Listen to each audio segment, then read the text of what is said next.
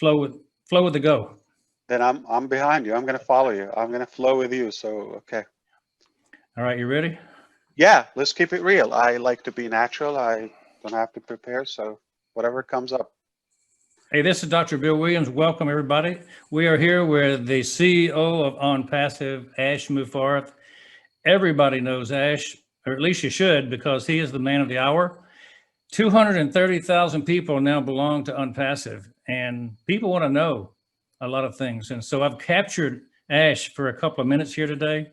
And so we want to ask him a few questions. And the first one is, what is the origin of the idea that came to you about OnPassive?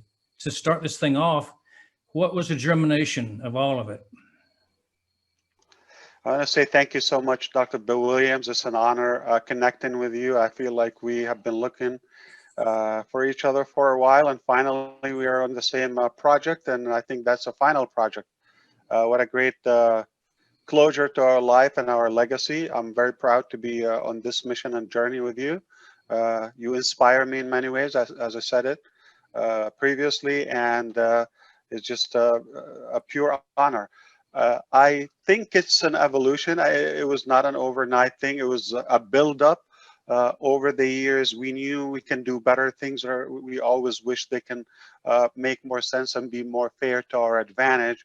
And the problem is always somebody that is unfit, or sometimes lack of ethics, or probably that excessive greed that is leading those ideas. You feel this is something good, but you put your faith and you ride along, then you realize, well, I don't think that's what they meant to do. Then you slightly fade away, and your passion decreases, and eventually it will dissolve. And we know there is something better. We know we could do better. We know there has to be a fair way. And what bigger than when you win with others? I don't think it's the need. It's more of the confidence. I just have a concrete belief that there is enough wealth on the planet that it's not going to intimidate me or take away from my potential wealth if I can share with my fellow citizen or human being.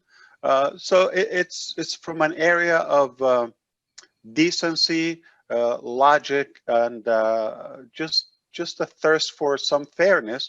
And at the same time, I think it's very close to arrogancy. It's a fine line. It gets to the point that you have that extreme, ultimate, bold confidence that there's nothing out of reach, and you believe you're capable of doing it or pulling it through. So I decided to really win with my fellow man and woman, and I believe it's just working beautifully. Sounds like you went from heartache and some personal experiences 100%. to a If heart you're not at longing. ease, yeah, if you're not at ease with yourself, or it doesn't, whether about credit or financial partnership or any type of uplifting, or even putting somebody above you. Why should it be a threat to me? It's like mostly we're trying to compete in a way. So that's why I'm a little bit careful about the competitive mentality. There's no need. You and I can succeed. We don't have to compete. I don't think I can be you. I don't think you can be me, but we can be something unique together. What was your inspiration? Did you have some divine dreams, thoughts, something that came to you in the middle of the night? How did it actually come to be a germ in your mind? Well, as you know, everything comes from home. Your parents, your grandparents, is like your character is a build-up. It's not overnight. It's mostly we don't pick and choose what you want to follow in your principles or spiritual beliefs, and that whole set of your path. It's mostly we're infected.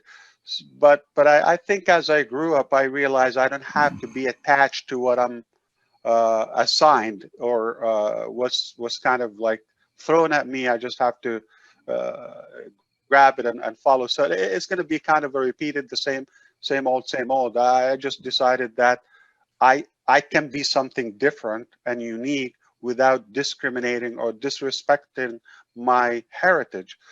So a lot of it has about respect others, take care of the elders, don't ever insult anybody, be careful, how that kind of conservative mentality. So I have so much of it, but so it's a great combination, not in any way political, philosophy, but just theoretically, the conservative mentality where I still have to respect. I'm not opposing, somebody's ahead of me in life just because they're older. Someone would tell you I don't have to. No, I do respect them. They're older, just a human thing. I can't explain it. I don't want to get too philosophical here, but the part of me that I was confident enough to liberate my mentality to have a mind of my own. I didn't have to follow exactly what I signed. Then because I already knew what's the outcome of my previous generation or the surrounding generation. If I just want to replicate that, it's easy. I can model it. But if I wanted something different, I really have to zoom out. What if I'm the ultimate power? I'm not in any way taking place of God. I'm being careful or any that universal power. So if I zoom out, if I'm the ultimate power, I'm in charge. What do I do? A side of it is responsibility. A side of it is total liberal mentality or liberated mentality, because again, I don't want to implicate political theory. And it's more of respecting that lineage. Is like, okay, respect others and listen to what they say and don't insult and don't offend and all of that. Yeah, I'm doing that. At the same time, I don't only have to master my own destiny and wealth. I mean, I'm far more powerful with others with me. So I have no doubt that I can achieve more with you, with them, and more, and the bigger, the better. So I'm just very clear. I'm so concrete that the bigger the dream, the bigger the team. I mean, you cannot put it in more, simplified words. I'm very uh, say it's the dream is obvious, it's magnificent, is massive, is huge, and I'm aware of it. And because of that, I can no way can say no. I have enough. I got Dr. Bill Williams, myself, and a couple other great leaders. It's never enough, because the more we grow, the more the responsibility is going to grow, the more our dream is going to expand, and you're going to also ignite that passion in others. So now you're duplicating and replicating the dreams and inspiring a second generation of leaders, motivated, passionate individuals. And that's when you have a true meaning of movement. That's exactly where we are now. It's the exact definition of the movement. Your spirit, my spirit, at least in this area, is being replicated across the globe, across generations and backgrounds. It's a beautiful thing. Super duper. I like that. This is a simple question. It's 2020 right now. When did you first coin the term OnPassive, and how long did it take you to actually start working on the project? So the technical part is like, it was enough is enough. That spark was late 2017, 2018, right? Like winter. Okay, when I couldn't see myself following other ideologies. That's it. I said, we can do better. What was available at the time was not convincing. I just knew we could do better. So that was the turning point. Okay, you could say the last couple of months, exactly November, December of 2017. By spring 2018, I was able to have my family on board, because our life will never be the same in terms of it's not about us anymore. So I had to make sure we're all in it because it's not my only decision. I had to get my family on board, and we agreed to give it our all. So we are 100% pledging to provide and deliver the best possible product. You know, sitting in his basement, Bill Gates probably had a conversation. Sitting in his den, maybe Jeff Bezos had a conversation. So now, Ash, we're having a conversation. This might be Absolutely. something like sitting around the breakfast table with you. What are you going to tell people when they ask you, why did you bring this new complete economic system into the world, this thing you've called OnPassive? Why did you do that? And what do you hope to take it to? Where's your long-term vision?